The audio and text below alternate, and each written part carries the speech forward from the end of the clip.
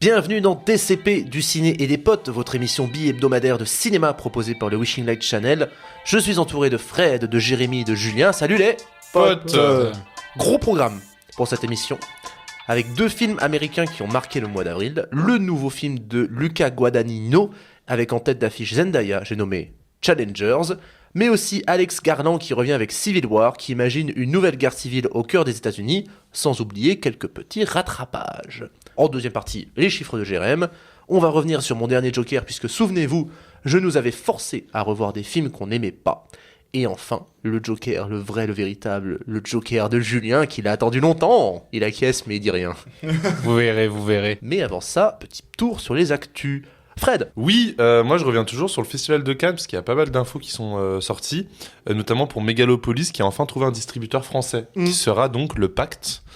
Donc société de distribution dirigée par Jean Labadie, qui a notamment sorti Drive de Refn, Les Misérables de Lajli, Snowpiercer de Bong Joon-ho ou encore récemment Borgo. Toi t'avais misé sur Joker Wild, il me semble. Je sais pas pourquoi Joker film, je sais pas, il y avait une patte un peu, mais pas du tout. C'était sur Maxine qui t'avait misé ça. Et d'ailleurs, en parlant de ça, Maxine, un distributeur en France, c'est Universal Pictures. Oui. Et ça sort au ciné le 28 août. C'est pas ma news, mais voilà. Il y a des news qui donnent le smile. Il y a des news qui donnent le smile.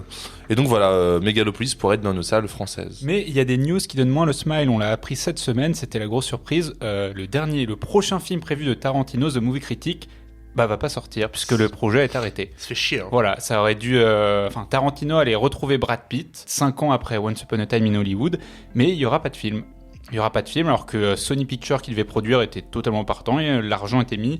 La California Film Commission, dont je vous avais parlé au dernier DCP, quand j'avais parlé de Fallout, avait validé $20 millions d'incitation fiscale au long métrage. Donc en termes financiers, tout était bon pour le projet. Alors pourquoi Tarantino a donc mis un terme à The Movie Critic? Selon les rumeurs donc de son entourage, il n'arrivait pas à l'écrire. Il aurait réécrit sans réussir à trouver la bonne formule. Mais cependant, là on pourrait avoir une bonne nouvelle. La deuxième théorie qui circule, c'est que Tarantino aurait trouvé un autre projet plus intéressant pour lui. Donc les rumeurs vont bon train, le fameux Kill Bill 3, nous verrons bien. Ou le Star Trek. Moi on va aller dans la dépression avec ma news parce que il y a eu une mort cette semaine, celle de Laurent Cantet qui a eu la Palme d'Or en 2008 pour Entre les Murs, qui est décédé ce jeudi 25 avril à l'âge de 63 ans. Il avait également remporté le César du meilleur premier film pour Ressources Humaines en 2001. Et on lui doit aussi Foxfire, et son dernier film c'était Arthur Rimbaud, sorti en 2021. Alors je sais pas si vous avez vu masse de ces films, moi perso j'en ai vu 3. Donc Entre les Murs, Ressources Humaines et Arthur Rimbaud, qui sont tous d'excellents films sociaux. J'avais vu Ressources Humaines dans le cadre de cours de sciences économiques et sociales. La même. Voilà, et j'en garde un très très bon souvenir. Aucun. L'occasion de découvrir peut-être son cinéma. Mais Entre les Murs, genre depuis que c'est sorti, je connais l'existence de ce film. Je me souviens encore de son affiche sur mon cinéma en Bretagne. Mais j'ai jamais vu un seul de ces films. Et pourtant, moi non plus, je l'ai pas vu Entre les Murs, mais c'est un peu la référence du film scolaire, on va dire, parce qu'on a parlé récemment de salle des profs, pas de vague, mais en termes de ce qu'est le cinéma dit de profs, entre guillemets, c'est le film référence. N'est-ce pas, Jérémy, notre professionnel de l'éducation? Je confirme. Et ben moi, j'ai pas non plus une news qui donne trop le smile. Un biopic sur l'affaire O.J. Simpson va se faire, mais la particularité de celui-ci est qu'il prendra clairement parti Simpson est innocent. Alors c'est une histoire un peu vieille pour nous, c'était pas de notre génération. L'ancien footballeur américain est décédé il y a pas si longtemps que ça, qui était en 95 accusé d'avoir tué son ex-femme et son ami. Le procès fut le plus suivi à la télévision et avait divisé les USA en deux.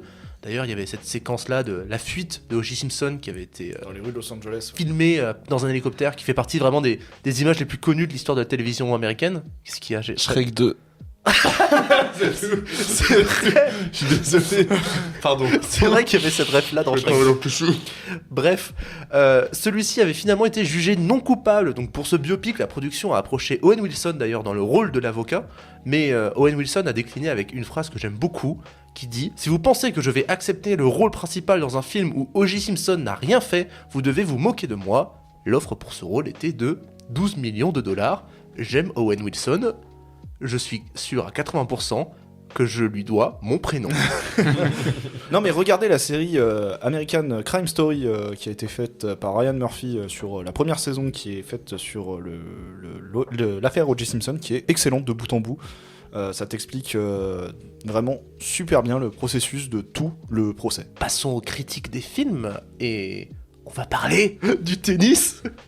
Un film sur le tennis. Je suis content de parler de tennis, mais vous vous en fichez du tennis. Vous qui vous intéressez, c'est un film de Luca Guadagnino avec en tête d'affiche Zendaya. Pour d'autres, ce film, c'est cette image de Zendaya qui galoche deux mecs en même temps. Ça avait cassé Internet à l'époque. Ouais. Bref, ça fait longtemps qu'on l'attend ce Challengers et enfin le voilà. Donc, on va en parler.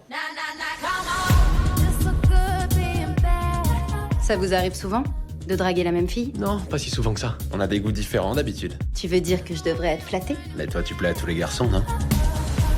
Allez, au lit. Mais lequel de nous deux tu...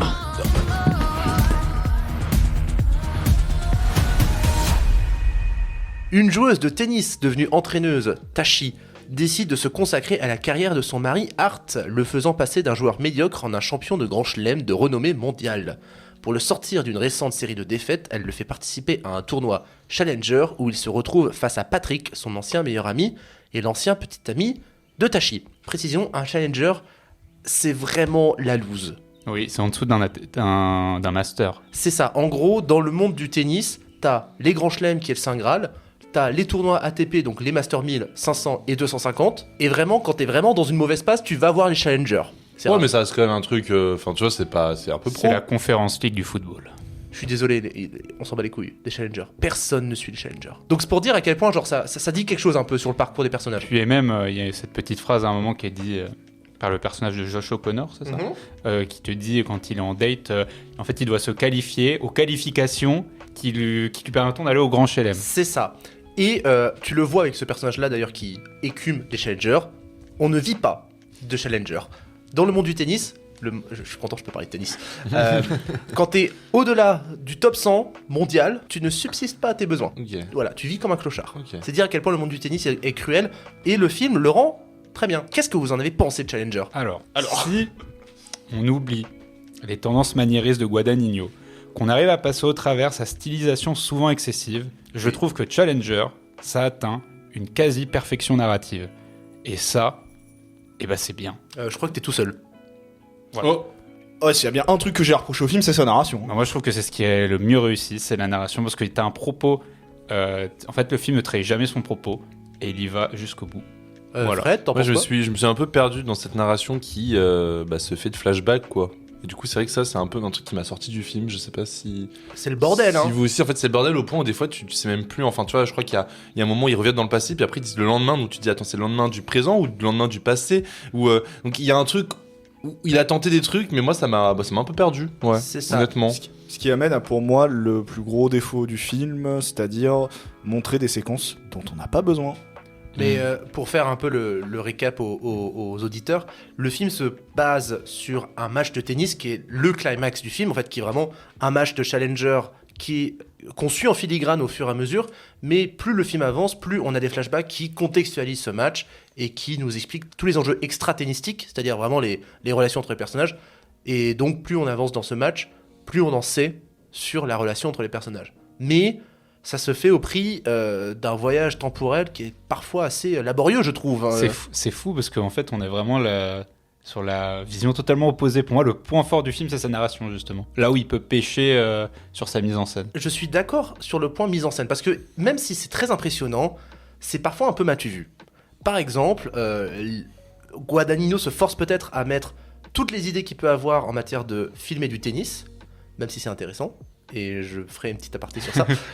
Mais c'est vrai que faire des plans subjectifs des deux joueurs, un peu too much. L'idée de la caméra balle, je l'aime bien. B-movie vibe. non, mais ça, c'est vrai que moi, j'ai bien aimé Oh, la référence, Moi, j'ai trouvé ça trop bien, les plans subjectifs. Parce que j'ai l'impression que ça voulait dire quelque chose, quand même. Pas tous. Non, les deux derniers, là, ceux à la toute fin, là. Sans spoiler. Le dernier match, non? Si, mais Pardon, Julien, excusez-moi. t'avais un truc à dire? Non, bah c'est ce que j'allais dire. Je trouve ces plans, surtout en fait, c'est le côté, c'est ce que je disais quand je parle de ce côté très maniériste. C'est vraiment c'est le dernier set en fait que tu vois, une dernière partie de film où là tu passes caméra sur la balle, caméra subjective, caméra sur les spectateurs. Hop, on passe sous le terrain qui Voilà. devient transparent. Et là, je trouve que ça en fait trop. Mais justement, alors, Ça, c'est une question qui taraude le cinéma tennistique depuis belle lurette. Tennistique, ça se dit tennistique? Bah, bien sûr, Ah que oui, ça se oui. dit. Bah, tu dis une culture tennistique, donc oui. Comment tu filmes le sport, en fait? Et ça, c'est intéressant, la question du tennis. Vous souvenez-vous de 5e set Bien de évidemment. Quentin Reynaud, qui est un super film sur Roland Garros. Et j'avais eu l'occasion de taper la discute avec ce mec-là, le réalisateur, et il m'avait dit, comment tu filmes ça? Parce que en vrai, nous, quand on regarde du tennis à la télévision, on a ce point de vue journalistique qui donne une vue d'ensemble, mais complètement dénudée d'art. Et justement, le tennis, comment tu arrives à rendre ça un petit peu lisible, mais un petit peu artistique? Le parti pris de Reynaud, ça avait été de filmer ça un peu comme un duel, genre un duel de cow-boy, où il se renvoie la balle, mais c'est vraiment le joueur qui est au cœur de cette question, enfin qui est au cœur de la caméra. Un merveilleux film là-dessus aussi, c'est L'Empire de la Perfection. Voilà, c'est un documentaire sur John McEnroe, c'est absolument merveilleux de comment filmer le tennis, artistiquement parlant, mais ça a du sens. Dans Challengers, et là je te rejoins, c'est souvent, m'as-tu vu, dénudé de sens, plus une volonté de style qu'une volonté d'intention. Là où tu vois peut-être des effets tape à l'œil, moi j'ai kiffé. Ah mais c'est kiffant, je dis pas le contraire. J'ai kiffé parce que je me dis, j'ai jamais vu ça. C'est dommage, mais c'est dommage que pour moi, vraiment le défaut du film, ça soit sa narration, parce que niveau mise en scène, en tout cas sur les matchs de tennis, j'ai kiffé ma vie. Hein. Moi j'étais en mode, wow, tu peux te permettre de faire ça avec ta caméra, tu peux te permettre de briser des règles comme ça, et voilà. Moi j'étais trop content. Mais il s'est amusé en fait, Guadagnino, tu vois. Moi c'est ça que j'ai adoré, c'est qu'il s'est amusé sur ce match-là. Et effectivement, ça a eu l'effet, du coup, je vous en avais parlé à l'époque, je sais plus c'était quel DCP pour Iron Claw, où je m'étais dit le même truc. Je me disais, bon, c'est un match de sport, donc au sport c'est juste des plans d'ensemble un peu fixes, etc. Donc j'étais hyper déçu dans Iron Claw de pas avoir une caméra qui va dans le terrain, qui fait plein de trucs et tout. Bah là, j'ai été servi dans Challengers. Et moi, j'allais justement revenir sur quand tu disais comment on filme le sport, et c'est ça aussi qui est intéressant, c'est filmer le sport dans son envers du décor, c'est-à-dire c'est l'ensemble des entraînements, c'est l'ensemble des rivalités qui se créent, et c'est pour ça que je parle de la grande qualité de la narration à mes yeux, c'est parce que je trouve que la rivalité est, je sais pas si on peut dire parfaite, mais il n'y a jamais de défaut dans cette rivalité. En fait, tout pour moi a un sens, cette opposition, elle se crée dès le départ, elle arrive jusqu'au bout et se dénoue de cette manière. Et il y a jamais ce moment où on se dit pourquoi ils s'opposent. Pour moi, j'ai jamais senti d'incohérence dans les comportements des personnages, notamment parce qu'en fait, ce qui est intéressant, c'est qu'ils finalement ils ont les parcours opposés, mais ils vont se rejoindre. C'est-à-dire qu'on a j'ai plus leur prénom en tête. Alors il y a Art, t'as Patrick, voilà. et il y a Tachi. Patrick, c'est ce qui parle au début, c'est la malédiction de ceux qui gagnent les grands chelem juniors. Bah, c'est ce qui il finit dans le top 300. Donc ça part d'un joueur qui est attendu comme un futur espoir qui devient un joueur qui écume les challengers. Et à l'inverse, Art, qui est un bon joueur de tennis mais qu'on n'attend pas devenir une légende, bah, ça devient un maître de son sport. Il a plusieurs grands chelem sauf l'US Open.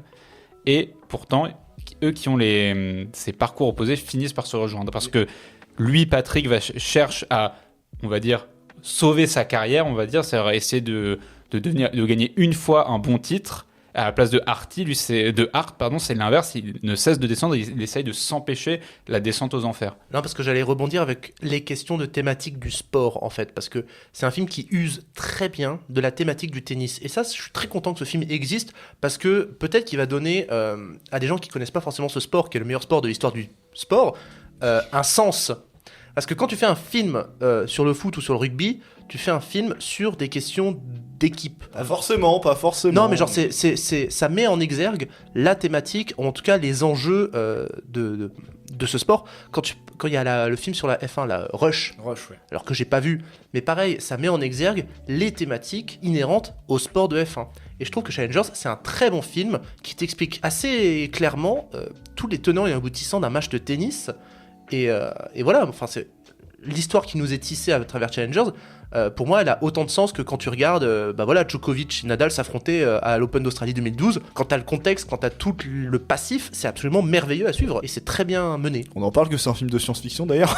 Oui, ça me fume que dans ce film, pour que l'histoire ait une cohérence, il ait fallu effacer du contexte spatio-temporel Federer, Nadal et Djokovic. Ça, je suis d'accord. Dans ce film, Andy Roddick, Murray, John Isner, ils existent, mais Federer, Novak Djokovic et Nadal, non. Mais j'adore. Donc pour moi, c'est de la science-fiction en fait. Hein. Mais tu vois, c'est pour ça que je dis que la rivalité est superbe, c'est que à travers 2 heures de film, tu arrives à retrouver un contexte que tu pourrais avoir pour une année entière que tu as suivi au tennis ou que tu as suivi pour n'importe quel quel sport. Et ça, je trouve que c'est fort. Je suis très d'accord. Fred, t'es pas le giga fan de Guadagnino ou je sais pas quoi Bah, en fait, j'aime bien quand il expérimente des trucs. Moi, j'avais adoré Bones and All, Suspiria aussi, tu vois. Donc, en fait, quand je vais voir ces films, moi, je pense que je vais voir un film plastique où à un moment, il va tenter des trucs en mise en scène. Et donc là, ouais, il a fait des trucs sympas, genre... Qu'est-ce que j'ai retenu ? Moi, je trouvais que ce qui était intéressant, c'était l'utilisation de la musique, qui était vraiment redondante de ouf. Un peu too much. Too much, mais du coup, qui modifiait l'image. J'ai l'impression qu'il y avait vraiment une relation entre les deux. Et moi, ce qui m'a vraiment fait kiffer, c'est la dernière séquence, je pense. Non, je sais pas pour vous. Ouais. Mais vraiment, cette séquence où, en fait, au bout d'un moment, l'image a ralenti de fou. T'es un peu perdu. Il compresse, en fait, une sorte de temps. Mais il la compresse pas. Il la tire, en fait. Il les tire, mais de ouf. Et la musique, elle permet quand même toujours d'avoir un rythme hyper intéressant. Bah, j'ai bien aimé. Et là, je vais un peu me répéter, mais c'est pour ça que je trouve que le film a réussi son propos de bout en bout, puisqu'on va dire que le sujet de Discord, c'est Zendaya. Et en fait, on a cette fameuse scène qui avait enflammé Internet à l'époque, où tu as donc Art et Patrick qui vont embrasser Zendaya. Et on va retrouver toute cette idée, mais ça, c'est ce qu'on va retrouver tout le long du film, de panotage entre les personnages, comme la balle de tennis qui va de gauche à droite, avec en son centre Zendaya. Et finalement, l'objet de Discord, c'est ce moment où ils vont embrasser Zendaya et que les deux amis finissent par s'embrasser. Et la scène de fin, c'est la même chose. Zendaya au milieu, sauf que là, Zendaya, elle est plus celle qui concentre les regards, celle qui va regarder de gauche à droite, et à la fin, ça finit par les deux amis qui se renlacent ensemble. Donc le propos, pour moi, va de bout en bout sans défaut. C'est vrai qu'elle est belle cette fin, séparation. Alors moi justement j'étais déçu. Ah d'accord. Et pour moi, à la fin, ils forment un trouble. Non, pas du tout, mais c'est que Non, effectivement, il s'écarte du regard de Zendaya. C'est ça qui est hyper intéressant dans le film aussi, c'est que c'est une femme qui contrôle tout en fait, qui a le regard sur elle, mais pas d'une manière à laquelle on peut penser en tant que femme à l'écran. Zendaya, j'ai l'impression ils sont omnibulés par elle, mais ils sont omnibulés par elle pas par rapport à son corps de femme ou un truc un peu sexualisant, mais plus pour son statut, pour ce qu'elle est, pour ce qu'elle fait en fait, non ? Alors moi j'ai deux pistes un petit peu là Mais qui m'étirent. Vas-y, Owen. Cette critique va dans tous les sens un petit peu. Sur la question de la fin, je suis très content du sens que tu donnes à la fin parce que moi je l'avais pas sur le coup et j'étais un peu déçu quand je suis sorti du film parce que je me suis dit c'est une fin ouverte vis-à-vis. Alors c'est du full spoil, on est grave désolé.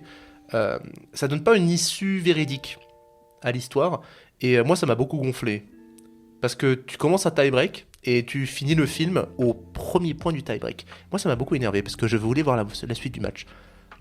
Mais tu donnes un sens. Par contre, sur la question de Zendaya, je trouve qu'elle bouffe un peu le film. Sur le sujet de Zendaya, je la trouve super bien utilisée parce que tu parles justement de ce personnage de femme qui contrôle.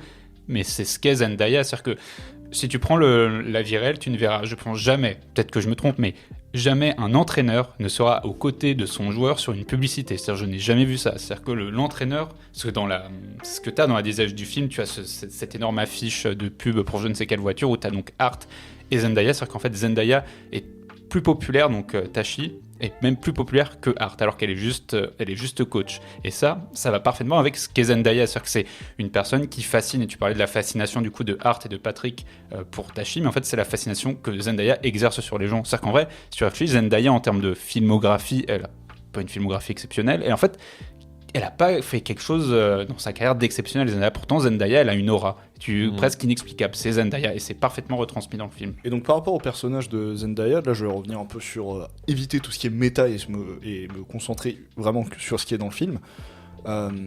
Je pense que Zendaya, dans le personnage de Zendaya, donc Tashi, est tiraillé entre cette vie maritale, Art qui définit l'amour entre guillemets, et Patrick qui est la sexualité. Donc elle est tiraillée pour moi entre les deux. Et c'est pour ça que pour moi à la fin, quand elle fait son cri, qui est un callback de quelque chose, le dernier plan du film, quand elle fait son common, et que c'est un callback de son premier match qu'on voit qu'elle joue, la finale de l'US Junior, elle dit oui en fait j'ai poussé ce cri parce que là c'était du vrai tennis, on était un peu comme en symbiose, comme si c'était une relation. Elle refait ça sur la fin, c'est pour ça que moi je considère qu'à la fin ils sont un trouble, parce que les deux mecs assument de pouvoir avoir une attirance l'un envers l'autre. Je suis désolé, mais il y a une tension homosexuelle entre les deux, faut l'évoquer quoi. De toute façon, c'est le cinéma de Guadagnino, voilà. Petit peu. Hein. C'est pour ça, et pour moi, je trouve que ce dernier plan, cette réplique, ça fait du style, maintenant vous avez accepté ça, vous avez accepté de pouvoir avoir une possible relation, maintenant, trouble, allez. Je sais pas, c'est peut-être abusé, mais en fait, vu que la sexualité a beaucoup d'importance dans le cinéma de Guadagnino. Moi, je suis pas contre cette interprétation, et moi j'irais même peut-être plus loin, c'est que pour moi Zendaya sort et qu'on retrouverait qu'un couple entre les deux, puisqu'on, comme j'en parlais, on retrouve ce moment d'avant la Discord où ils étaient que tous les deux. Donc on pourrait même imaginer en fait que Zendaya sort de cette équation qui s'était créée et que les deux amis se retrouvent avec amitié et plus. Mais c'est vrai qu'on a parlé pas mal de Zendaya, et c'est vrai que Zendaya finalement elle est un peu au cœur des regards, même au niveau de la communication. Le film, la com du film se base sur la présence de Zendaya. Effectivement, elle a pas grand chose à manger en matière d'acting. Elle délivre jamais, enfin après c'est ce qu'on lui donne aussi comme rôle, mais elle délivre jamais un truc qui la sort un peu de ses gonds, et effectivement c'est un rôle qui est complètement écrit pour elle. C'est un rôle qui est écrit pour elle. Mais moi ça m'a gonflé un petit peu. Dans le sens où là, visiblement, on va iconiser sur l'image la persona de Zendaya, mais on n'essaie jamais d'en faire quelque chose d'un peu nouveau. Alors que Guadagnino, c'est exactement l'inverse qu'il avait fait avec Call Me By Your Name et Bones and All, il me semble, avec Timothée Chalamet. C'est qu'il venait prendre la figure un peu douce et un peu innocente et très lisse de Chalamet pour en faire quelque chose d'un peu plus rugueux, un peu plus unique. Après, dans Bones and All, en fait, il a misé tout sur Timothée Chalamet, mais qui arrive à la moitié du film. En fait, c'est sur un autre personnage que le film se concentre. D'accord. Mais dedans, oui, Timothée Chalamet, c'est un putain de charognard qui peut t'attaquer et te manger, quoi. C'est un cannibale, en fait, dans le film. Alors que j'attendais quelque chose d'un peu plus piquant dans le personnage de Zendaya qui finalement... Qui sont un truc différent de ce qu'elle fait d'habitude. Ouais, parce que c'est un peu lassant à la fin, non ? Moi, ça m'a lassé, hein, franchement. Parce qu'en plus, les deux autres personnages, enfin, en règle générale, et comme tu le dis, narrativement parlant, tous les comportements, toute l'écriture des personnages est finalement bien ficelée, et les tensions sont rudement menées. Mais moi, Zendaya, ça me gonfle. Mais par rapport à Timothée Chalamet, c'est que du coup, il a fait 2 films avec Timothée Chalamet. Il a activé un peu l'image qu'on avait tous de Timothée Chalamet, donc l'enfant pur, innocent, qui découvre sa sexualité. Il l'a repris dans Bones and All en changeant tout ça. Et bah peut-être que ça sera la même chose avec Zendaya. Peut-être qu'il il fait Challenger et puis il va faire un autre film avec Zendaya où il va s'amuser avec son image, tu vois. Bah j'espère, parce que je trouve que la carrière de Zendaya, elle est un peu au point mort, quoi. Parce que, tu vois, typiquement, Dune 2... Bah, Zendaya... C'est vrai qu'on l'attendait de fou dans Dune 2, et en fait même dans Dune 2... Bah, elle fait du Zendaya, c'est tout, mais moi ça me gonfle un petit peu, parce que je trouve pas non plus que c'est une forme d'acting et une forme de personnage très intéressant, quoi. Bah, c'est ce que je disais, c'est une aura qui ne s'explique pas, mais c'est une aura, et je trouve que c'est pour ça que ça passe bien dans Challengers, qui joue sur quelque chose de méta, en fait. Il utilise Zendaya, comme tu dis, elle joue pas un rôle, elle fait Zendaya. Puis moi récemment j'ai regardé Malcolm and Mary, et en fait il y avait grave un pont entre Euphoria, donc c'était une personne un peu droguée, un peu folle, un peu, tu vois, qui joue des fois quand même, qui exagère un peu quand même Zendaya. Elle est Tu aussi trouves ? connue pour ça, dans Euphoria surtout. Je sais pas si vous avez vu la série. C'est vraiment ça, Euphoria, c'est une personne qui est droguée, c'est une personne qui pète des câbles, qui part dans tous les sens, donc... Ça, pour le coup, elle est super bonne dedans. Ah, je serais curieux. Malcolm and Mary et Euphoria, ouais, il y a un truc vraiment intéressant dedans. Ah, je serais curieux, parce que jusque-là, Zendaya, moi, j'ai toujours trouvé très stoïque, quoi. Faut voir Euphoria, parce que là, pour le coup, dedans, elle nique tout, quoi. On a bien parlé de Challenger, je pense que ce serait dangereux de glisser vers un autre point. Mais en vrai, franchement, bon, je peux lui trouver plein de défauts à ce film-là, mais ça fait longtemps que j'avais pas grave kiffé un film comme ça, que j'avais pris mon plaisir, et qu'en plus, j'avais plein de choses à dire, parce que la plupart du temps, je sais pas si vous avez cette impression-là en 2024, moi, les films de 2024, jusqu'ici, j'ai pas eu de grandes révélations. C'est pas une révélation non plus, mais c'est un bon plaisir pleinement assumé. Un bon plaisir plastique, moi. Pour le coup, ouais, même si c'était kitsch, Ouais. ça m'a fait plaisir. Ouais, à la fin, franchement, j'ai La adoré. même que Fred. Ouais. Très bien. On va parler d'un autre plaisir, le plaisir des chiffres. Et oui, parce que Challengers, pour vous, c'est un budget de combien, juste pour savoir, vous l'estimez à Tu combien ? me l'as dit. Ah oui, je te l'ai dit, mais... C'est énorme, je pense. Je m'y connais pas en budget, j'arrive pas à voir. 180 millions. Non, quand même pas. Non, c'est énorme, ça, c'est beaucoup. 180 millions, c'était le budget de The Killer, je crois, ou je sais pas quoi. 40 millions, 30 ou 40 millions. Ouais. On est sur 55 millions. Putain, j'ai pas du tout l'échelle des trucs, ok. Donc pour le cumul US, bon bah j'ai que les avant-premières du jeudi, en vue au moment où on enregistre. Il a fait quasiment 2 millions de dollars. Et pour son premier jour en France, il a fait 30 261 entrées. C'était le 4e des sorties du jour. Et oui, derrière Back to Black, le biopic sur Amy Winehouse, N'avoue jamais et Frères. Ah, ça me fait mal. En vrai, franchement, de voir le film, genre estampillé Guillaume Canet, Mathieu Kassovitz, devant du Guadagnino, et puis surtout le Back to Black, quoi. C'est vraiment le biopic facile, quoi. Mais on va parler d'un autre réalisateur qu'on aime plutôt bien. Après, moi, j'en ai vu aucun de ces films, en fait. Ouais, pourquoi tu dis ça qu'on aime plutôt bien? J'en sais rien. Moi je l'aime bien. Bon, bref. On va parler d'un autre réalisateur que Jérém aime plutôt bien, mais t'aimes pas Guadagnino, toi? J'aime pas Call Me By Your Name. Bon, parce que j'ai vu A Bigger Splash, très bien. C'est un remake de La Piscine, je crois que... Ah, j'aime beaucoup La Piscine Voilà. Très de bien. Jacques Deray. Bah bref, on va parler d'Alex Garland. Alors c'est le réalisateur de Ex Machina, de Annihilation, et là il revient. Et de C'est Men. aussi le scénariste de 28 jours plus tard. Oh, Ah, c'est intéressant là. Et oui, ça c'est intéressant. ça c'est un point de vue qu'il faut pas oublier quand on voit Civil War. Ça c'est intéressant. Alex Garland qui d'ailleurs récemment a dit qu'il n'avait plus la flamme du cinéma, en tout cas de réalisateur. Donc peut-être que Civil War Il nous sera... fait une Xavier Dolan. Peut-être que Civil War sera son dernier film, mais en attendant, que vaut Civil War? Citoyens d'Amérique, ceux de l'Alliance de Floride et des forces de l'Ouest du Texas et de Californie doivent être informés qu'elles pourront réintégrer les États-Unis à la seconde où leur gouvernement sécessionniste illégal sera renversé.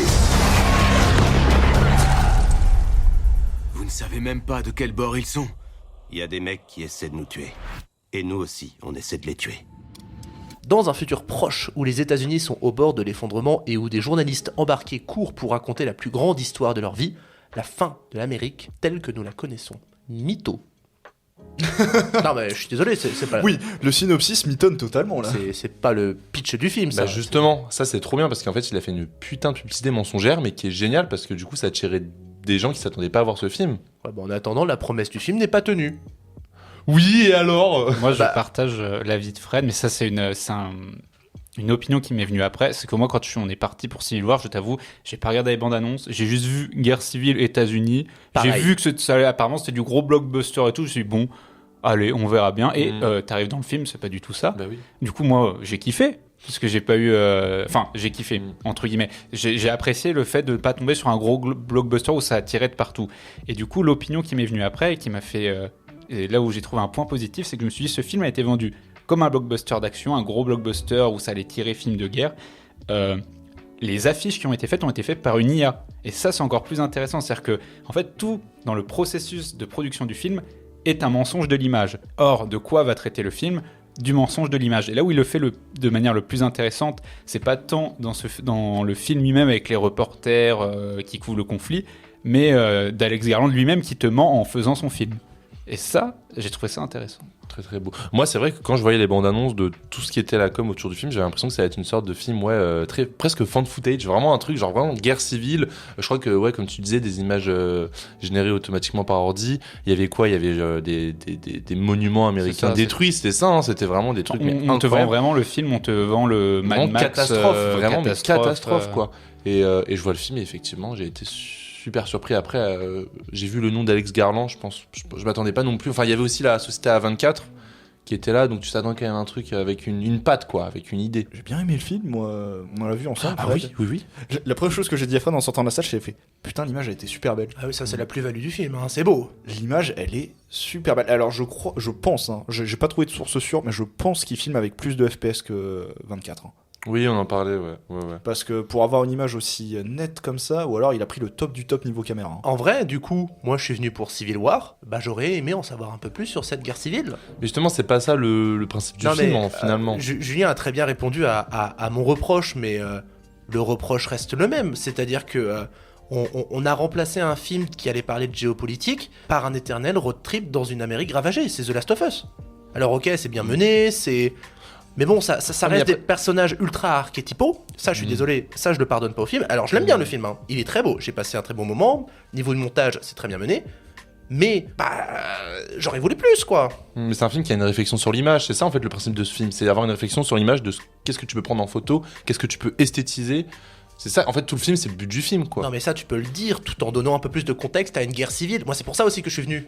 Moi, comme disait Owen, je défends sur les reproches qu'on lui fait, sur son mensonge, parce que pour moi, ça fait partie du propos du film. Par contre, sur le reste, je me mets totalement du côté d'Owen. Après, que ce soit en termes de narration, d'écriture, c'est très, très, très stéréotypé, très cliché, même en termes de mise en scène.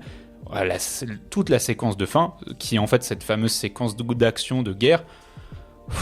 Non, mais oui, Moi je la trouve d'accord. déjà vue, oui, effectivement à la fin, t'as un peu en mode, bon. On prend les photos, au bout d'un moment, ça devient très vite paresseux et feignant. Ouais, mais même moi, j'ai pas boudé mon plaisir quand même sur séquence de fin. Je suis désolé, ça avait beau être du déjà vu, franchement, je trouve qu'il en fait quelque chose où je me suis pas dit tiens c'est un énième truc, tu vois. Et c'est marrant que tu parles de The Last of Us parce que le personnage de Wagner Moura il s'appelle Joel.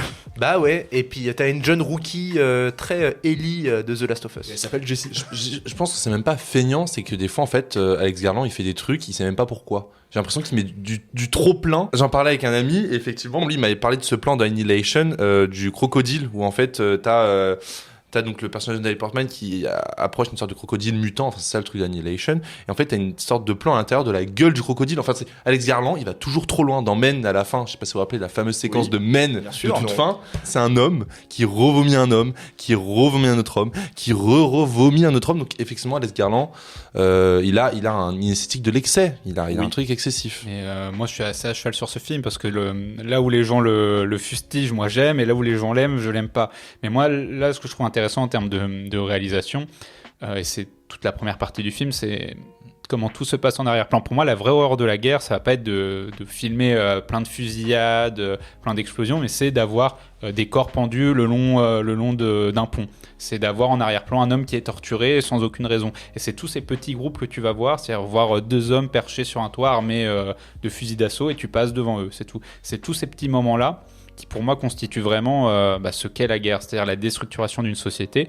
Et c'est pour ça que même si je comprends la frustration sur la question géopolitique, parce que tu comprends pas cette guerre civile, tu comprends pas les raisons, tu comprends pas les camps, et c'est volontaire, mais là où c'est intéressant, et je pense que c'est en ça que ça décrit le mieux la guerre, c'est que quand un pays est enfoncé dans la guerre civile, il n'y a plus aucun sens dans les camps. C'est-à-dire qu'en fait, tout le monde est mis avec tout le monde. Et tu prends des zones actuelles comme la Syrie ou la Libye, tu as tellement de factions qui naissent, donc tu as un gouvernement qui va tomber, un gouvernement qui le remplace, des armées rebelles, des armées idéologiques.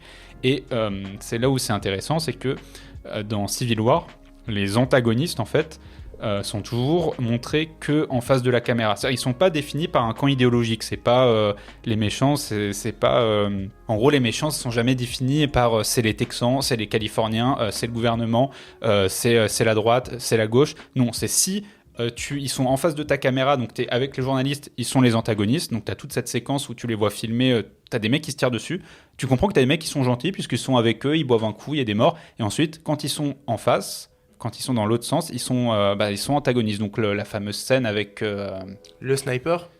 Ça notamment, et aussi j'ai oublié le nom de l'acteur. Jesse Plemons. Avec Jesse Plemons qui est vraiment incroyable. Meilleure scène du film. Voilà, je suis d'accord, la meilleure scène du film. Et là, justement, tu n'es pas de leur côté, ils sont en face de toi, ils sont antagonistes. Et sur ça, c'est assez intéressant sur comment ça va brouiller les pistes. C'est-à-dire que tu as l'impression que une faction qui semblait être ennemie juste avant peut devenir alliée et vice-versa. Alors certes, tu comprends pas les raisons, mais t'en connais les conséquences. Et moi, je trouve qu'il fait ça, mais d'une manière géniale, juste avec une réplique. C'est quand on leur propose aux mecs pour faire le plein $300. Oui, mais $300 canadiens. Mais parce que le dollar américain s'est totalement pété la gueule à cause de ça, etc. Et je trouve que c'est très malin, tu vois, de faire ça comme ça. Et pareil, pour rebondir sur cette séquence, c'est qu'au moment où il leur demande d'où ils viennent. Donc vu qu'ils viennent de loin, ils veulent pas leur donner. Et je reviens sur la scène avec Jesse Plemons, c'est quand tu as le Wagner Moura qui dit mais on est américain, il lui fait mais de quelle Amérique êtes-vous ? Et c'est là que tu comprends où est toute l'attention du film.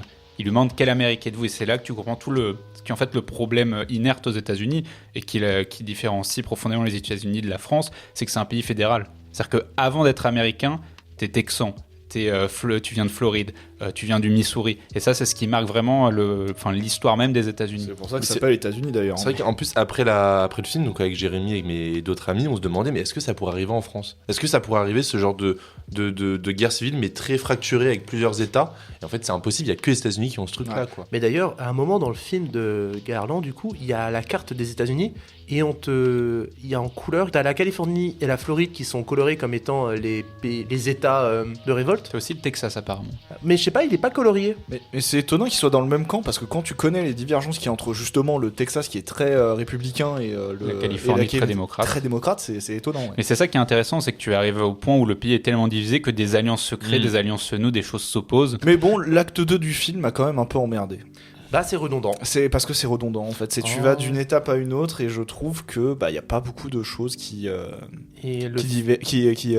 changent et qui du coup c'est un peu répétitif. Et le film a pas beaucoup d'atouts pour se renouveler. Typiquement, genre c'est pas en faisant mourir un personnage clé du film qu'il arrive à relancer l'intrigue. Ah, c'est ça quoi. Et en parlant des personnages, je reviens sur ce personnage de Sammy là, qui est le vieux monsieur qui a ses phrases de sagesse. À quoi il sert dans le film ? Je suis désolé, hein. Narrativement parlant, ça sert à que dalle. C'est même presque une incohérence parce qu'il n'y a pas de raison d'être là en fait. Voilà. Enfin, il n'y a Mais c'est aucune raison de le ramener dans cette aventure.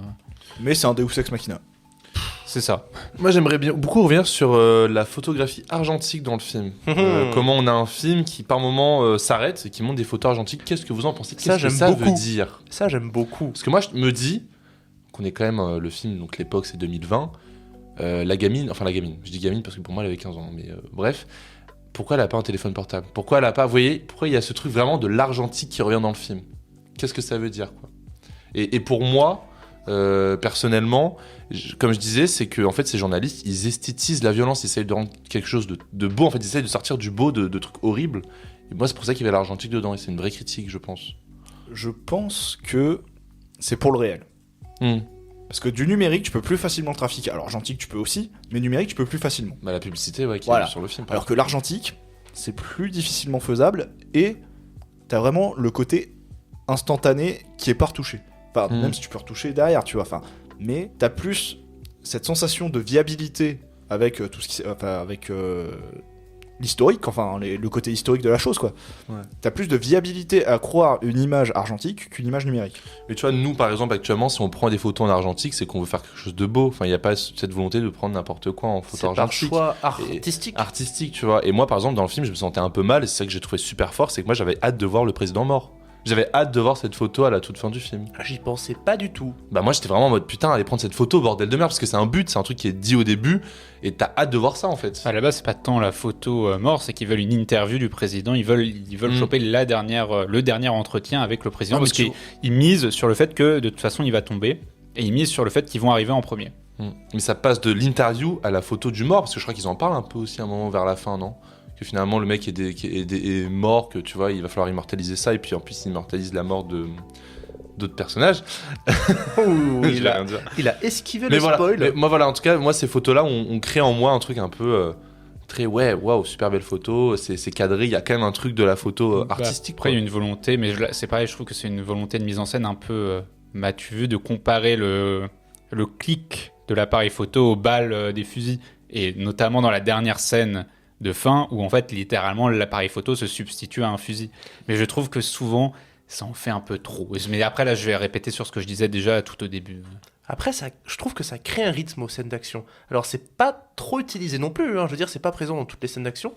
Et quand c'est là, c'est pas trop présent non plus. Ça ajoute quelque chose, mais ça remplace pas non plus l'action. Bah, il participe aux gens qui tirent finalement, aux gens qui photographient, c'est un peu Oui, la même mais c'est chose. ça, c'est l'idée qui en ressort. Par contre, je me suis dit que ça ferait un super jeu vidéo en TPS, ça. Mais voilà, en tout cas, moi, ce film, je l'ai beaucoup aimé parce que j'avais jamais vu un film qui parlait du photojournalisme de guerre où des photographes sont des tireurs, en fait. Tout le film, c'est ça. On a d'autres films en tête sur le photojournalisme de guerre? Des y a documentaires. pas, comment Des- ça des s'appelle le film documentaires. avec Nicholson, Profession reporter? Profession reporter. Ouais. Je l'ai pas vu, mais c'est le seul qui me vient en tête. Il y a un peu de ça dans la Cité de Dieu aussi, mais c'est plus des questions de quartiers défavorisés et de gangs. Mais il y a quand même cette question-là de photographier la misère et la violence. Mais effectivement, c'est pas non plus trop présent. C'est bien mené. Et peut-être un truc auquel que je reproche un peu au film, c'est je trouve, du coup, il y a une culpabilité de ces journalistes, et en fait, c'est un peu facile de prendre directement le personnage de Lee, et d'un coup, soudainement, dans le film, de la faire devenir un légume qui est en mode waouh, je suis coupable de tout ça, quoi. Ça, je trouvais ça un peu facile. Il fallait que le Oui, film mais n'est pas c'est- non plus. Il va avec les grosses mains, quoi. Tu vois très bien où est-ce qu'il va Oui, dès les 20 effectivement, premières minutes, effectivement. quoi. Tu Oui, sais oui. très bien le parcours de chaque personnage. Bah ouais, c'est ça. Parce que quand tu vois le nombre de flashbacks, toutes les horreurs qu'elle a vues, bon d'accord, t'as compris qu'à la fin, elle était un peu en mode bon, j'ai un peu trop vu de ça là. Je pense que c'est un film qui a autant de qualité que de Voilà. défauts. Comme tous les films. Certes, ouais, certes, mais je trouve que vraiment dans Silver, tout ce qu'il peut produire en qualité, tu arrives toujours à lui retrouver un défaut. Là où il arrive à être étonnant, bah, il peut être assez classique sur beaucoup de points. Après, il y a des films qui sont parfaits, hein, genre Shrek 2. Clairement, ouais. Shrek 2, Mais non, on reste mais notamment quand même sur une note positive Ah pour oui, non. Civil Ah War, oui, même ah oui, si mais on totalement, lui reproche quand même pas mal de choses. J'aime non, vraiment bien Civil War. Juste pour la photographie, je pourrais le revoir personnellement parce que Voilà. vraiment. On n'y a pas passé un mauvais moment quand même. Et c'est, je pense, le premier film de Alex Garland où je suis en mode ok, bien. Tu vois. Ah le oui. reste, j'étais un peu en mode ouais. Ex Machina, t'as pas vu? Je l'ai pas vu. 28 jours bon, plus bah, tard. Ex Machina. Il l'a pas réalisé, mais alors, il y a oui, le alors, scénario. il a écrit 28 jours plus tard, ça on peut en parler, j'ai adoré 28 jours plus Moi, tard. j'adore c'est 28 jours fort, plus quoi. tard. bien.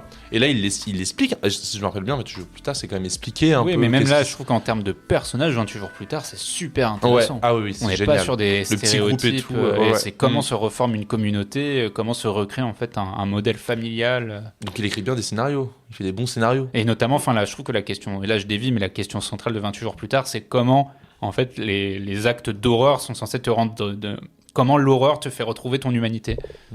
Mais voilà, après, regardez 28 jours plus tard. Incroyable. Et on ira voir 28 ans plus tard. Déjà que je voyais 28 semaines plus tard. Ah, c'est pareil aussi, je l'ai pas vu. Bah, les chiffres. Et bah, figurez-vous que Civil War, ça a coûté moins cher que Challengers, ça a coûté 50 millions. Ouais, 5 millions de moins que Challengers. Au cumul US, il est à 44,8 millions et au mondial à 60,2 millions, donc il s'est rentabilisé, mais c'est pas non plus un succès pour l'instant. Et pour sa première semaine française, il a fait 284 103 entrées, c'était le premier des nouvelles sorties, mais le deuxième de la semaine derrière Kung Fu Panda 4. Kung Fu Panda 4 arrive, tu t'inclines. Kung Fu Panda 4 domine. Je sais plus c'est quoi la phrase. Il y a un même avec Marina arrive, tu t'inclines, un truc comme ça. Mais Marina passe et tu trépasses. voilà. Kung Fu Panda 4 passe, tu trépasses. Kung Fu. Non. Oh la vache. Oh, le bourbier dans lequel il s'est emmoigné. Bref. Ainsi se concluent les critiques globales, mais certaines personnes ont vu des films en rab et souhaitent ardemment nous faire part de leur rattrapage. Ok, alors moi j'ai rattrapé 3 films cette semaine, Borgo, Laroy et Riddle of Fire. Je vais vous parler de un en particulier, Riddle of Fire, donc avant de parler de Riddle of Fire, pardon, excusez-moi. Borgo, très bon film, qui je trouve, par rapport à Challengers, utilise beaucoup mieux pas vraiment le flashback mais le montage alterné qui utilise vraiment bien, et donc Borgo c'est le très bon point du film, c'est un très très beau montage alterné, donc avec flashback effectivement. Pour Laroy, je le compare encore à un autre film qu'on a critiqué récemment qui était le film de Cohen, donc Drive Away Dolls, à le voir à la place du film de Cohen. Effectivement, moi depuis j'ai un peu réfléchi, c'était pas un si bon film que ça. Et donc effectivement Laroy, génial film du cinéma américain, un bon Cohen en fait, et vraiment très très fort. Et donc je termine par Riddle of Fire, qui est un film hyper émouvant, qui est un film vraiment fait à la main, on fait à la pellicule, qui montre des gosses, qui prend une sorte d'allure de Donjons et Dragons avec une quête, enfin c'est génial. Voyez ce film, je ne peux que vous conseiller de voir Riddle of Fire, qui est très beau, très mignon. Il se dit juste une musique de Cannibal Holocaust à la fin, mais sinon c'est cool. D'accord. Et bah moi j'ai rattrapé Monkey Man, le premier film de Dev Patel. Enfin rattrapé, je l'ai vu quand c'est sorti. C'est un sous John Wick, comme on pouvait s'y attendre, qui fait littéralement qui est John Wick qui est directement nommé dans le film, donc du coup il sait de quoi il vient ce film, parce que c'est les mêmes sociétés de prod, etc. Ça en fait pas pour autant un si mauvais film que ça. J'ai plutôt apprécié mon moment. Dev Patel, le mec, écrit, produit, joue le rôle principal de son film. Chapeau bas quand même pour une première réal. Niveau action, c'est très très bien maîtrisé. Bon, on se doute qu'il y a toujours, vu que c'est les mêmes boîtes de prod, qu'il y a toujours les mêmes personnes qui sont derrière la caméra pour gérer tout ce qui est séquence d'action, etc. Mais au niveau de tout ce qui est action, du reste de l'action, c'est un film qui est assez plaisant parce que tu découvres un truc que t'as pas forcément l'habitude de voir dans le cinéma américain, c'est-à-dire c'est la culture hindoue, c'est la culture de l'Inde en général. C'est dépaysant, ouais. C'est le mot qui vient dans l'esprit quand je vois le film, c'est dépaysant, parce qu'en mise en scène, il tente des choses quand même, que ce soit au niveau de l'action ou non. Beaucoup de plans, bien sûr, pour les séquences d'action, beaucoup de plans longs qui te permettent de bien voir la chorégraphie. Bien que quand il se fait des séquences d'action plus conventionnelles, on va dire, avec beaucoup de cuts, ça reste lisible, donc c'est plutôt appréciable. Des paysans, c'est curieux. Parce que moi, quand j'ai vu le trailer, je me suis pas du tout dit ça. Mais après. En fait, tu vois deux côtés de l'Inde en fait dans le film. Ouais. Tu vois la haute caste de l'Inde, mais aussi l'Inde des bas-fonds. D'accord, ouais, parce que moi, je t'avoue que déjà John Wick, ça m'intéresse pas, donc. J'ai pas aimé John Wick. Oui, je sais, tu l'as dit au moins 4 fois dans cette émission. Oh, John Wick 2, 3, 4 sont très bien. Bref, ainsi se conclut la première partie de DCP. Nous entrons dans notre deuxième moitié et je vais dénoncer des choses. Hier soir, je me prélassais dans mon canapé et je dis à Jérémy, du coup les chiffres? Et il me fait, oh putain de merde! J'avais totalement oublié parce que ouais. Attends, je suis allé voir Challengers mercredi après, du coup j'y ai plus pensé. Oh mon dieu. Mais il est efficace, il est rapide et il nous a concocté. C'est à lui de nous dire. Remember, quelques émissions, je vous avais fait un jeu qui s'appelait l'un ou l'autre. C'est-à-dire, je sais pas si vous vous souvenez, je vais vous rappeler rapidement. Je vais vous donner 2 films et il va falloir me dire lequel a fait le plus d'entrées au box-office en France. La dernière fois, j'avais fait des films avec un peu des jeux de mots, des trucs comme ça. Aujourd'hui, c'est un spécial films qui ont le même titre. Oh l'enculé. Voilà. Bon, après, bien sûr, je vais préciser, je vais pas faire le con, hein, mais je vais préciser de quel film on parle. Mais voilà, c'est la même chose que la dernière fois. Vous me dites, selon vous, quel film a fait le plus d'entrées en France entre les deux. D'accord. Voilà. Alors, entre Les Proies, celui de Clint Eastwood, celui avec Clint Eastwood, pardon, et Les Proies, celui de Sofia Coppola, selon vous, c'est lequel a fait le plus d'entrées en France? Celui-là de Coppola. Ok, avez- pareil. De Coppola. Vous avez tous faux. Ah. C'est celui avec Eastwood qui a fait le plus d'entrées, 407 837 contre 362 361. C'est proche, pour, c'est proche, C'est oui, proche. pour celui de Coppola. Tu me donnes le point. Alors, entre La Vie est belle, l'américain de Capra, et La Vie est belle, l'italien de Benigni, L'italien. Bah Benigni. Benigni. Ouais. vous avez exactement raison, ça fait 4 357 065 entrées contre 607 141 pour Mais en l'américain. même temps, la population française n'était pas la même à l'époque. Hein. Entre le Mother de Bong Joon-ho et le Mother d'Aronofsky, Ah, c'est dur parce que les deux ils sont un peu pas méconnus quoi des deux réels, non? Bon, Enfin, c'est pas les Aronofsky- Bah c'est pas les plus placés en haut quoi. Et Mother Il je crois sort- qu'il a galéré à être distribué en plus. Il est sorti quand Lequel celui d'Aronofsky? Mother d'Aronofsky, je crois qu'il est sorti en 2017. Moi je pense que c'est le Mother d'Aronofsky. Non parce que je crois qu'il a galéré à être distribué. Je sais pas pourquoi, j'ai l'impression que le Mother d'Aronofsky il a eu du mal. Alors, je te Alors, donne le nom l'inverse. du distributeur, c'est Paramount Pictures qui a distribué Mother. Ouais, Aronofsky. hein. J'ai rien dit. J'ai rien du tout. Et l'autre Mother de Bong Joon-ho, bah je pense que Mother d'Aronofsky a eu plus parce que ouais Bong Joon-ho ouais peut-être pas. Ah je sais pas. Alors, faut vous décider. Celui d'Aronofsky il a eu plus d'entrées. Voilà. Et vous? Bon. Moi j'ai dit celui d'Aronofsky. Aronofsky aussi. Ok, vous avez tous bon, donc c'est celui d'Aronofsky, 349 555 contre 80 801 pour celui de Bong Joon-ho. Entre Godzilla, le japonais, l'original, et le Godzilla, celui de Gareth Edwards, Ah, celui Bah, d'Edwards, le dernier, Gareth ouais, Edwards. bah oui. celui d'Edwards avait fait quand même un sacré bon chiffre, il me en semble. effet 1 361 689 entrées contre 835 511 pour Mais- le japonais. Combien tu dis 800 000 835 000, ouais, pour le Ah, ça japonais fait pas original. mal quand même, parce que j'allais dire justement que des films japonais dans les années 50, fallait le faire pour les exporter. Mais 800 000, c'est quand même pas mal ça. Entre la 25e heure, celui de Spike Lee, et la 25e heure, celui d'Henri Verneuil. Bah Spike Lee. Verneuil. Celui de Verneuil. En effet, c'est celui de Verneuil, 1 606 984 Spike Lee, ouais. contre 404 926 pour celui de Spike Lee. Verneuil à l'époque, tout le monde allait voir les Verneuil. Entre Assassin, celui de Richard Donner avec Stallone, et Assassin, celui de Katsovitz avec Michel Serrault, lequel a fait le plus? Je pense celui de Kassovitz. Et Kassovitz, je suis désolé, après la haine, c'était que des flops. Bah hein, oui, donc je donc partais- Ouais, le mais je pense qu'il y a premier. quand même- il y a quand même eu du Bon, monde. entre Stallone et Serrault, qui c'est qui a Le fait le plus? Stallone. Stallone. Je restais sur le Kassovitz, moi. Et bah c'est Stallone qui a fait le plus d'entrées, 504 354 contre 446 548 pour celui avec Michel Serrault. Entre Ennemi de Denis Villeneuve et Ennemi de Wolfgang Petersen. Denis Villeneuve. Et il, Ça, avait... je prends les plus populaires. il avait pas très bien marché, hein. Moi je dirais Peterson. Ah Il est sorti quand celui de Peterson? Dans les années 80. Celui de Peterson. En effet, celui de Wolfgang Petersen, 530 C'est 956 qui entrées Wolfgang Peterson, je connais même pas. contre 203 Il a fait quoi 225 pour celui de Villeneuve. Peterson. Bah il a fait ennemi. Et quoi d'autre? J'en sais rien, ref. Si, il en a fait d'autres. Bah c'est pas lui quoi le donc bateau? C'est pas lui le bateau? Das Boot en allemand? Ah c'est lui. Il me semble, hein. Oh, ah quand même. Entre Nouveau Départ, celui avec Franck Dugboss et Karen Viard, et Nouveau Départ, celui avec Matt Damon et Scarlett Johansson. C'est lequel qui a fait le plus? C'est être le premier. Bah oui, le français. Tu poses Kéviard, hein. Ah, du Bosque. Hein. Ouais, du Bosque. Vous avez tous faux. Alors, oh, mais ouf. Parce que c'est celui avec Damon et Johansson qui a fait 493 entrées, qui en a fait plus que du coup avec celui avec Dubosc et Viard, qui en a fait 284 559. Entre Le Vent se lève, celui de Miyazaki, et Le Vent se lève, celui de Ken Loach. Ken Miyaz- Loach, les gens aiment pas Ken Loach. Hein. Miyazaki, hein. Bah ouais, Miyazaki. Ken Loach, c'était Palme d'Or à l'époque. Ouais. Et puis tout le monde l'a géré, quoi. Et Le Vent se lève, il avait. Ah, en même temps, il a dû attirer du monde, mais il avait pas forcément extrêmement bien marché. Allez, je vais partir sur le Ken Loach. Ah ouais, moi Miyazaki. Miyazaki, pareil. Julien, c'est trop fort. Oh, l'enculé. non. C'est celui Ken Loach qui en a fait le plus, 907 836 contre 776 Tu vois, 769. son dernier, la The Old Oak, ça a pas du tout marché. Il y a Ah ouais. pas eu Ouais, d'entrée mais du tout. il est Palme d'Or, Le Vent se lève. Ah. Et ouais. Entre Sunshine, celui de Danny Boyle, et Sunshine, celui avec Ralph Fiennes. Boyle. Ouais, Boyle.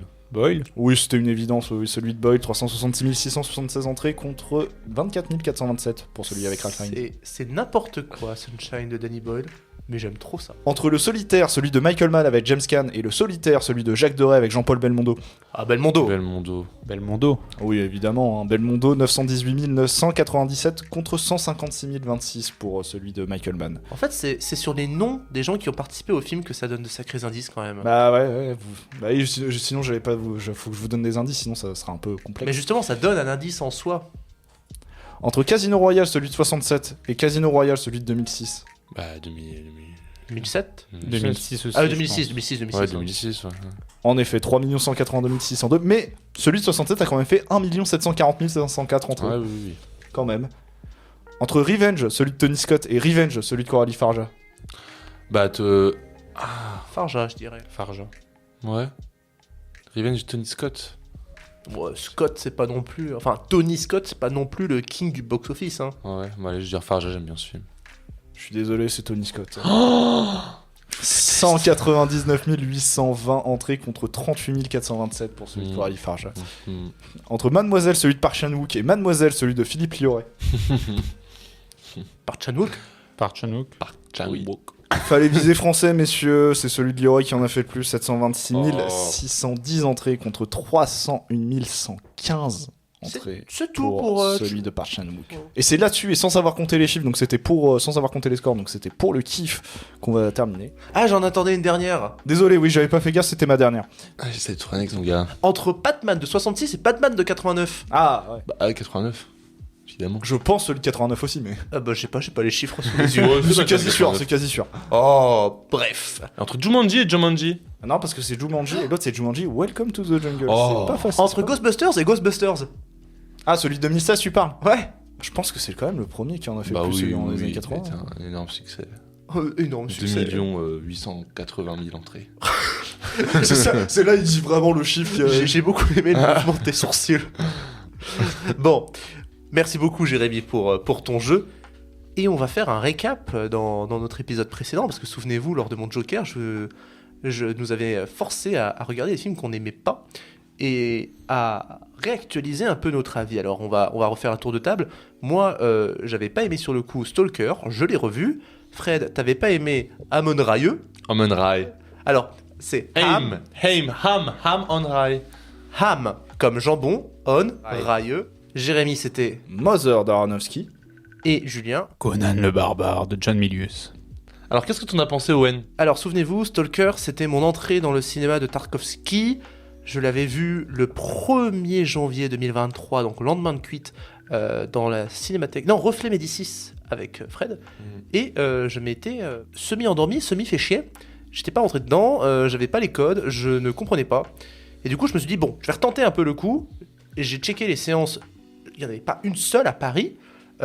Du coup, j'ai dû regarder ce film chez moi. Mais t'as dit, arrête, tu te prépares à la séance, mais tu t'es préparé en lisant des poèmes, en t'intéressant au cinéma de Tarkovsky, en regardant tout ce qu'il aime. Mais tu sais, moi, je travaille dans la vie. Hein. Ah, ok. Non, je suis désolé, genre, j'ai pas fait l'effort, j'ai pas... Et encore une fois, j'ai pas réussi, j'arrive pas à rentrer dedans, ça me fait pas... C'est pas bandé, quoi. Ça, c'est long, c'est long. Après, voilà, quoi, j'ai bien mangé devant, en vrai, genre, je me suis fait un bon petit plat. Ah ouais, c'était quoi? Je sais plus, je crois que c'était un steak et des œufs. Ah, ok. Voilà. Non, je suis désolé, ça m'emmerde parce que j'aimerais bien apprécier Tarkovsky, mais je sais pas, je trouve que ça tire en longueur. Essaye l'enfance d'Ivan. Non, mais tu m'avais conseillé l'enfance Il est d'Ivan court, en et plus, 1h30. et Solaris. Après, moi, Solaris, je l'ai vu au ciné, donc ça aide beaucoup, je pense, pour Tarkovsky, parce que c'est long, Tarkovsky, c'est lent. Mais quand je pense que t'es dans un dispositif qui te met en face de l'immensité poétique Ouais. et son œuvre, je pense que tu peux être happé, mais je pense que oui, en face sur une télé. Parce que moi, le miroir, je l'avais vu sur mon petit PC. Et j'avais pas détesté parce que j'aime bien les thématiques de Tarkovsky, mais c'est vrai que le miroir, bah, ça m'a pas. J'aime bien le miroir, mais ça m'a pas mis le même effet que Solaris. Alors que je pense que si je vois le miroir au cinéma, j'adore. Bah, excuse-moi, j'ai vu le miroir dans des conditions similaires au cinéma. C'était une séance du ciné-club, de la fac. Je me suis emmerdé. Ah, bah pareil. Moi, j'ai adoré le miroir. Mais parce que je savais des trucs dessus, tu vois. Ouais, non, mais je suis sûr qu'en ayant un peu Après, plus le miroir, de code, il est dur. Il est dur, c'est pas le plus accessible. Je suis sûr qu'en ayant un peu plus de code, un peu plus de... un rapport peut-être un peu plus ouvert à ce genre de thématique-là, ça passerait. On sent que tu es déçu de quand même pas de pas l'avoir aimé ce film. Mais ça me rend triste. Ça me rend triste parce que j'ai passé un mauvais moment à le regarder. Alors ça me fait un peu l'effet 2001, quoi. Je l'ai essayé, je l'ai réessayé, ça veut toujours pas trop. 2001, j'aime un peu plus quand même. Mais j'ai l'impression qu'il y a un sublime qui m'est inaccessible et ça me rend malheureux.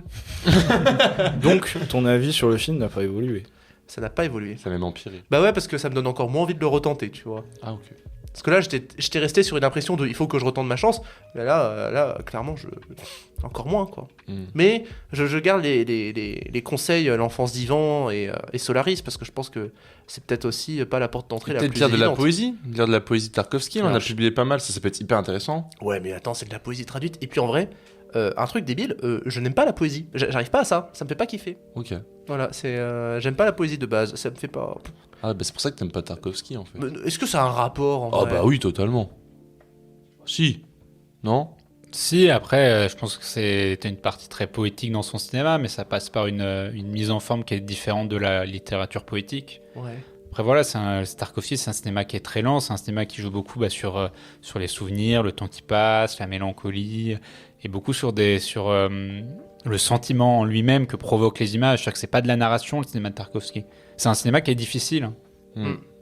Mais que tu apprendras à maîtriser. Un jour, Même moi aussi, j'apprendrai. ou peut-être une nuit... Oh non. Près d'un lac. Fred. Donc moi, j'ai revu Amon Rai. Je sais pas comment ça se dit, les gars, c'est un film américain en plus. Ham, le jambon. On Rai. Oui, Amon Rai. oui. Donc non, je l'ai revu et en fait moi je vous avais expliqué que j'avais vu le film à l'époque et direct en sortant je m'étais dit mais en fait si le film est super cool. Et donc je l'ai revu en me disant bah non quand même c'est hyper intéressant comme film. Et oui hyper beau. Très très beau film, il se passe pas grand chose. C'est une sorte d'initiation au monde adulte en fait, c'est ça. On filme initiation au monde adulte dans un patelin mais perdu, genre paumé américain. Et c'est hyper émouvant et j'ai lâché une petite larme devant ce film. Et Ouais. c'est marrant parce que, vu comment t'en parlais, moi je suis allé voir des critiques, des articles. En règle générale, les gens se font pas mal chier devant Amon Rai. Amon Rai Bah écoute, moi non, parce que j'ai réussi peut-être à implanter des trucs que moi qui m'étaient personnels, tu vois. Sans doute. C'est ça qui est beau dans un film, peut-être dans le Tarkovsky, si on compare les deux, peut-être des fois le Tarkovsky, t'as pas besoin finalement d'avoir une grille d'analyse de lui, t'as juste besoin de le remplir le film de toi en fait. De trucs à toi qui te sont personnels. C'est beau. Ça me fait penser un peu à Boyhood, la description que t'as fait quand même de Amon Rai. Mais tu vois, Boyhood pour le coup, non, c'est assez narratif, ça tu suis des trucs là vraiment. Amon Rai, c'est vraiment un cinéma hyper expérimental, beaucoup de gros plans, beaucoup de paysages, beaucoup de plans qui s'arrêtent sur des trucs genre des objets, enfin tu vois. Et c'est un cinéma qui te laisse vraiment réfléchir. D'accord. Comme Tarkovsky finalement. Ok. Est-ce que Mother fait aussi réfléchir, Jérémy? Il m'a fait réfléchir. J'aime toujours pas.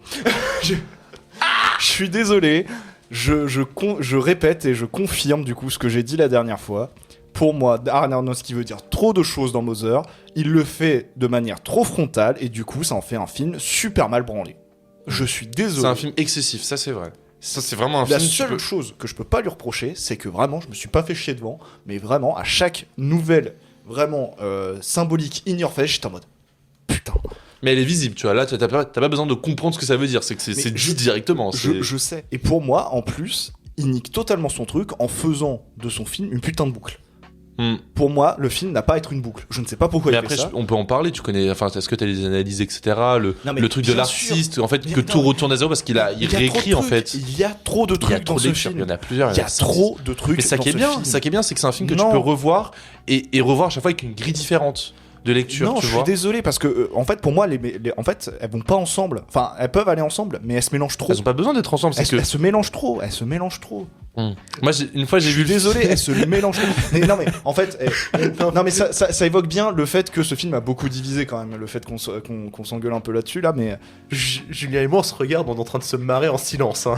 Non mais tu vois, par exemple, moi quand je regarde ce film, moi la première chose que j'ai beaucoup aimé, c'est celle de l'artiste. C'est celle de Javier Bardem qui joue l'artiste et qui prend n'importe quoi, donc sa femme Jennifer Lawrence, qui la prend comme matériel pour faire son œuvre. Et donc à la fin, tout se détruit et ça recommence en fait parce que c'est l'artiste qui va constamment vouloir écrire en fait. oui, mais c'est Et l'artiste, prendre les c'est autres Dieu, et c'est- détruire tout en fait. Parce que créer, c'est détruire, tu vois. Et c'est super beau. Non mais vraiment, ce Non, film mais est... c'est l'artiste, c'est Dieu, c'est tout. En Il y a fait, tout, oui, non, oui. mais je suis désolé. Ton personnage, il veut dire trop de trucs. Enfin, tes symboliques, elles sont en même temps ultra évidentes, mais elles vont pas ensemble parce que dans le tout global que fait le film, je trouve que ça fonctionne pas. Je suis désolé, à chaque fois, la fin, je la trouve ok, super prenante, mais à chaque nouveau truc, je suis en mode, j'ai compris. J'ai compris. Arrête de me crier à la gueule la symbolique que t'es en train de faire. Je l'ai comprise. Trop de trucs. Oui, il a voulu tout dire. Ouais. Ce film, c'est trop. Ouais. Après Aronofsky, voilà.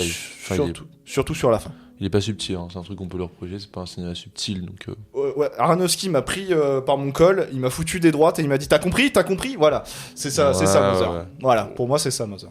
Et Julien, du coup, avec John Milius et le somptueux Conan the Barbarian. Alors un peu de contexte pour comprendre. Je l'avais vu soit en janvier ou en février 2022, donc ça fait 2 ans. Donc ça reste quand même un certain laps de temps pour considérer. Donc à cette époque, j'avais pas vu Rambo, j'avais pas vu les Die Hard non plus.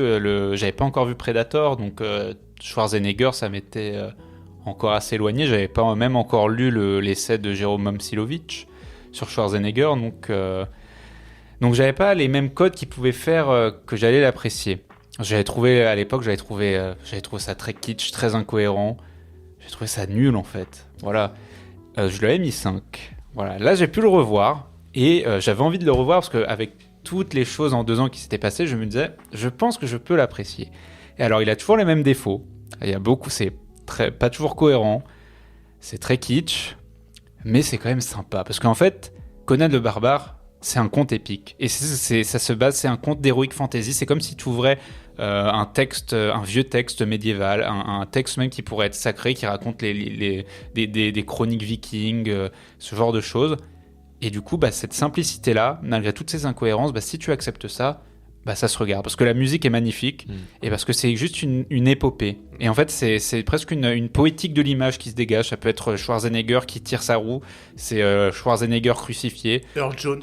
Oui, c'est ce regard de serpent. C'est pareil, c'est cette bataille finale avec une apparition, certes très kitsch, d'une Valkyrie. C'est ce message d'amour qui se dégage. Cette patate au chameau. Oui.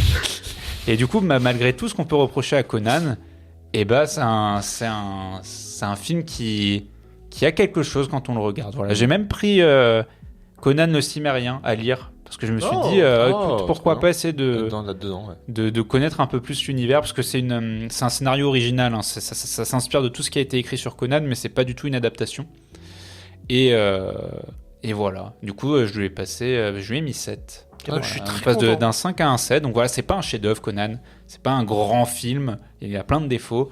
Mais c'est un film qui mérite d'être vu quand même. Non, mais je suis très content pour toi. Je suis très content pour Fred aussi. Vous avez eu l'occasion d'apprécier quelque chose, ce qui n'est visiblement pas le cas de Jérémy et moi, qui sommes des gars obtus et aigris. C'est vrai. Ouais. Je suis pas aigri. Enfin, si, mon boulot me rend aigri, mais.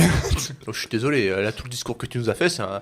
Bref, on va pas lancer. Non, tu remets pas une pièce. Non, tu ne remets pas une pièce, mais mon avis n'a pas changé. C'est tout. Oui. Le mien non plus. Mais je suis content de ce Joker, les gars. En tout cas, je suis content que Fred et Julien aient su trouver du sublime. Je remets une pièce. D'un Joker à l'autre, c'est celui de Julien.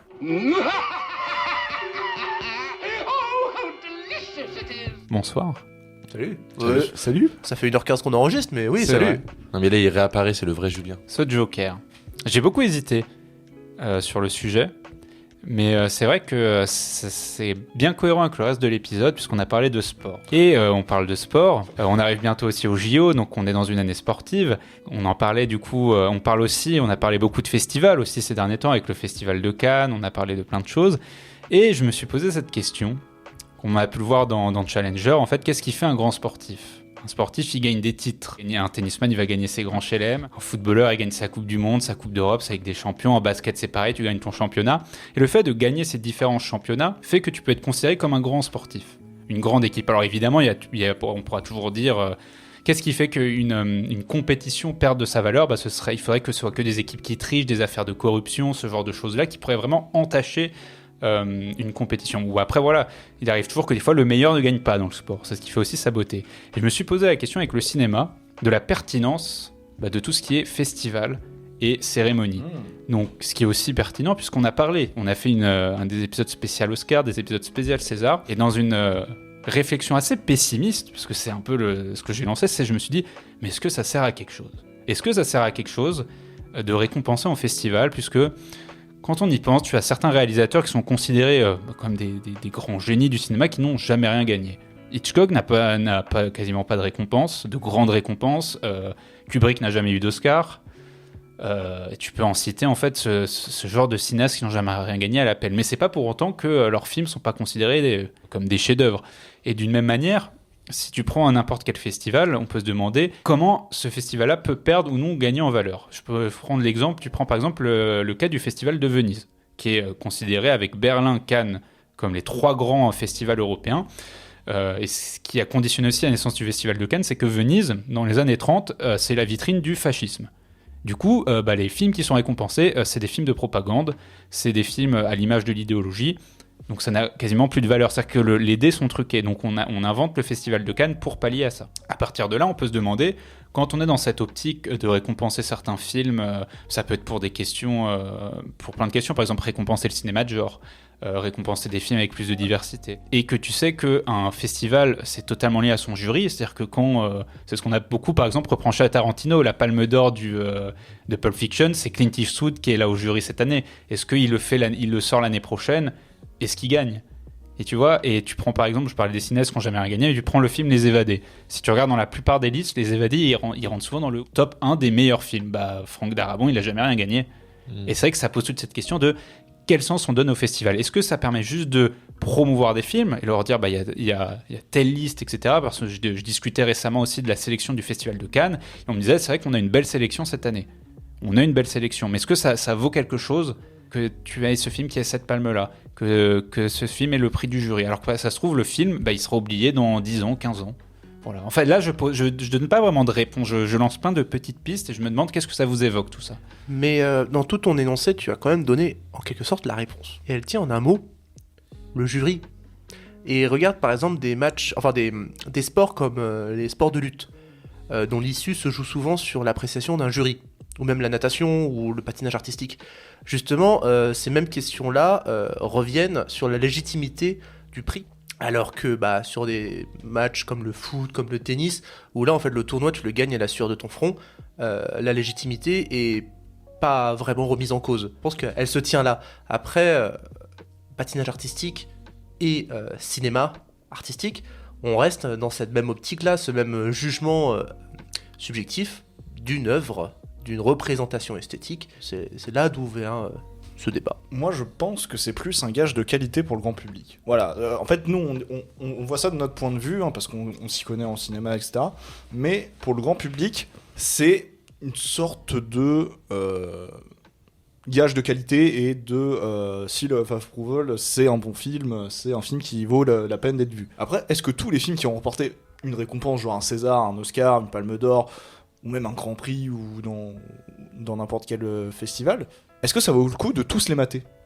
Enfin, ceux qui sont sélectionnés, ok, ça te fait une sélection de films à voir qui potentiellement peuvent être très bons, mais est-ce que les films qui sont récompensés, finalement, ont cette aura du coup grâce au prix qu'ils ont eu, mais quand tu vois le nombre de chefs-d'œuvre qu'il y a qui n'ont eu aucun prix, tout ça, ce serait pas juste marque de récompense, déjà pour les personnes qui ont fait ce film, mais aussi pour essayer de dire au grand public, voyez ce film. Je pense qu'il faut séparer peut-être vraiment le sentiment hyper personnel que tu as d'un film, donc pourquoi tu aimes un film, et le travail qu'il y a sur ce film.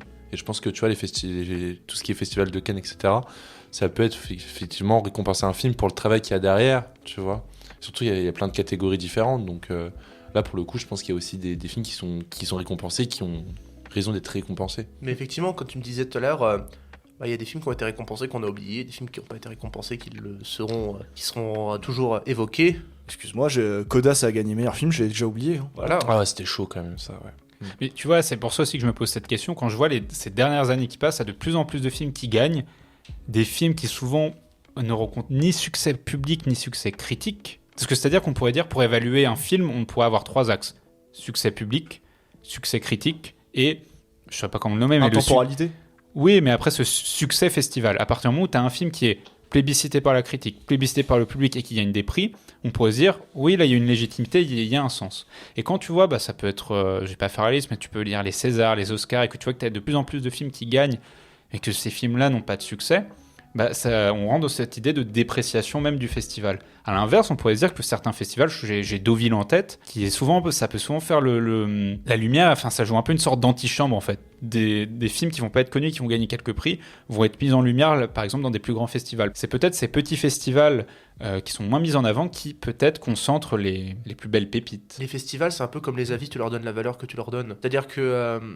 moi, j'ai pas besoin que Anatomie d'une chute soit récompensé aux Oscars, au César et à Cannes pour que, en l'ayant vu, je me suis dit, c'est bien. C'est un bon indicateur pour ceux qui veulent être un peu dirigés dans ce qu'ils doivent aller voir au cinéma. Mais, comme tu dis, Jérém, ça guide un petit peu le public. Nous, qui sommes déjà un peu des chercheurs, enfin, quand je dis chercheurs, c'est qu'on cherche les films qu'on va aimer, tu vois. On n'est pas guidé par la main par des festivals ou par des publicités, par une communication de film pour nous dire d'aller voir un film.